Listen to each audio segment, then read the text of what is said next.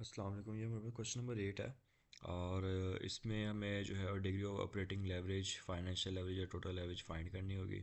ठीक है, तीन को इसके फॉर्मूले दिए हुए हैं। Percentage change in EBIT divide by percentage change in sales, ये हमारे पास डिग्री ऑफ लेवरेज का फॉर्मूला है। Then degree of financial leverage का ये सेकंड फॉर्मूला है, percentage change in EPS divide by percentage change in EBIT. तो DTL निकालने का सिंपल तरीका ये है कि आप डीओएल को और डीएफएल को मल्टीप्लाई कर दो तो डीटीएल आ जाएगा। और ईपीएस का फॉर्मूला यही है कि आप अर्निंग को डिवाइड करते हो नंबर ऑफ़ शेयर के साथ। चेंज का फॉर्मूला दिया हुआ है कि अगर आप जब आपने चेंज फाइंड करना है कि number percentage change in EPS find करना है, तो ईपीएस फाइंड करने का तरीका ये है कि आप करंट ईयर में से माइनस करें प्रीवियस ईयर को डिवाइड करते हैं प्रीवियस ईयर की वैल्यू के साथ, तो चेंज आ जाएगा हमारे पास। तो ये इस तरह हमने क्या करना है, हमने डीटेल यहाँ पे हमें फाइंड करना है।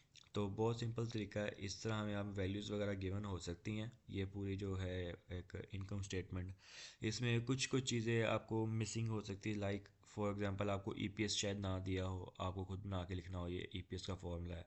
आपको ईएटी दिया होगा और नंबर ऑफ़ शेयर दिया होगा, आपने 72,000 को डिवाइड करना है 20,000 के साथ, तो आपके पास ईपीएस आ जाएगा। तो मे बी आपको ईबीटी ना दिया हो या एबिट ना दिया हो, तो आपने इसको जो है वो अपने इनकम स्टेटमेंट में जैसे सॉल्व करते हैं उसे सॉल्व करना, रिवर्स भी जाना पड़ सकता है और डाउन की तरफ भी आना पड़ सकता है। तो जस्ट ये इस तरह मतलब थोड़ा बहुत चेंजिंग हो सकती है और उसके अलावा ऐसे ही क्वेश्चन आएगा आपको। देन उसके बाद आपने एक टेबल में, मैंने इसको टेबल फॉर्म से मैंने इसको सॉल्व किया है कि पहले मैंने चेंज फाइंड कर लिया कि चेंज फाइंड करने का तरीका क्या है। जैसे ये मैंने किया ना, बताया कि प्रीवियस ईयर को करंट ईयर को माइनस करना है प्रीवियस ईयर के साथ, डिवाइड कर देना है प्रीवियस ईयर के वैल्यू के साथ।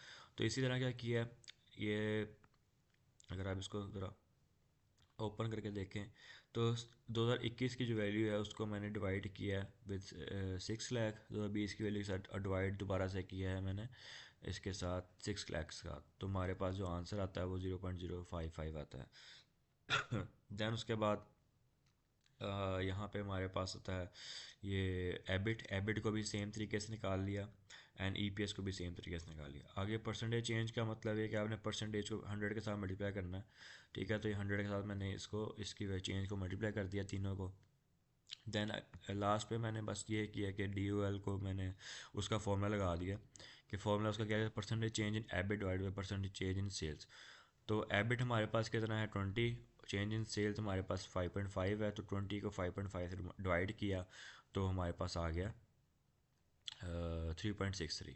डी एफ एल भी ऐसे ही निकाला है। डी एफ एल का हमारा फॉर्म होता है ई पी एस को डिवाइड करेंगे हम एबिट के साथ, तो ये हमारे पास 0.83 आ जाएगा। डी टी एल का फॉर्मूला ये हमारे पास है D U L into D F L, तो ये हमारे पास डी टी एल की वैल्यू आ जाएगी। ये जस्ट इस बहुत सिंपल सा क्वेश्चन है और इम्पोर्टेंट भी यही है।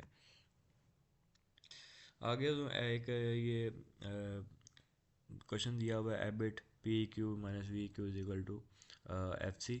तो ये एबिट को एक अलग वे से निकालने का तरीका है और इसमें सेल्स दी हुई है। ठीक है, आपने जो है क्वांटिटी ब्रेक इवन का अगर आपको निकालने का कहा जाता है तो क्वांटिटी ब्रेक इवन निकालने का तरीका ये कि आप फिक्स कॉस्ट को डिवाइड करते हो with price and price minus variable cost. और अगर आपने सेल्स की ब्रेक इवन पॉइंट देखना है तो आपको फॉर्मूला लगाना पड़ेगा fix cost plus variable cost. ये एक छोटा सा क्वेश्चन दिया हुआ है। फिक्स कॉस्ट इसमें दी हुई 5,000, प्राइस दी हुई है 10 पर यूनिट है और वेरिएबल कॉस्ट है 8 पर यूनिट। तो हम वही इसका फॉर्मूला लगा देंगे, एफ सी को डिवाइड करेंगे 10 - 8 के साथ, तो 2500 यूनिट्स हमारा क्वांटिटी ब्रेक इवन होगा। सेल्स ब्रेक इवन निकालने का तरीका क्या है कि हमने 5,000 में प्लस किया, ये इसका ऊपर अगर आप देख रहे हैं 5,000 में प्लस किया और साथ आपने 8, क्योंकि वेरिएबल कॉस्ट में हमारे पास पर यूनिट के हिसाब से थी, तो पर यूनिट हमारे पास 8 था, 8 रुपीज़ है वेरिएबल कॉस्ट। उसको हमने मल्टीप्लाई कर देना है 2500 के साथ, तो हमारे पास आ जानी है ये इसकी सेल्स के ब्रेक इवन। सिमिलरली इसका लास्ट क्वेश्चन है डी वालों यूनिट्स निकाल रहे हैं, तो यही इसके फॉर्म में तीन दिए हुए हैं।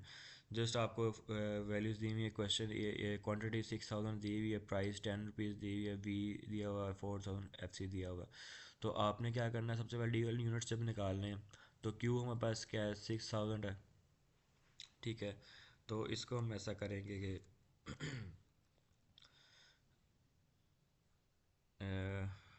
अब इसको अगर हम अलग अलग सॉल्व कर लें, क्यू इंटू, ये हमारे पास क्यू है, इंटू क्या करेंगे पी माइनस वी, तो 10 - 8 है,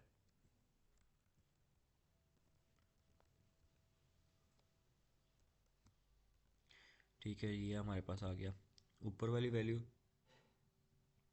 और अगर हम नीचे वाली इसकी वैल्यू निकालें क्यू माइनस वी, क्योंकि वो ना कैलकुलेशन में प्रॉब्लम आती है लंबी, अगर हम एक ही बार में लिखें एक्सेल के ऊपर, Q minus P we same 12,000 ही आएगा, और इसमें से हम क्या करेंगे माइनस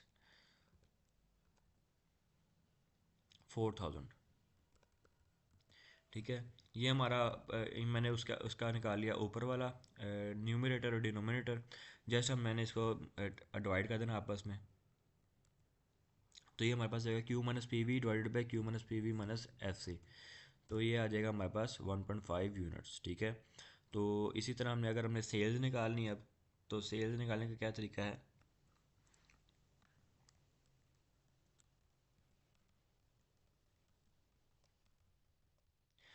तरीका ये है सेल निकालने का कि हमने जस्ट क्या करना है, ये हमारे पास फॉर्मूला दिया ना, फिक्स कॉस्ट हमें दी हुई है 4,000, इसमें प्लस करेंगे, हमारे पास वेरिएबल कॉस्ट दी हुई है रुपीज़, उसमें जो है वो पर यूनिट के हिसाब से।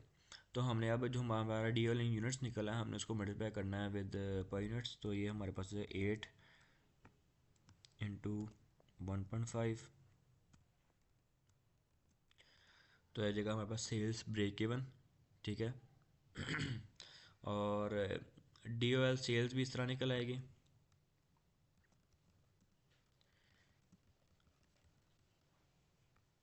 एस माइनस वी सी है।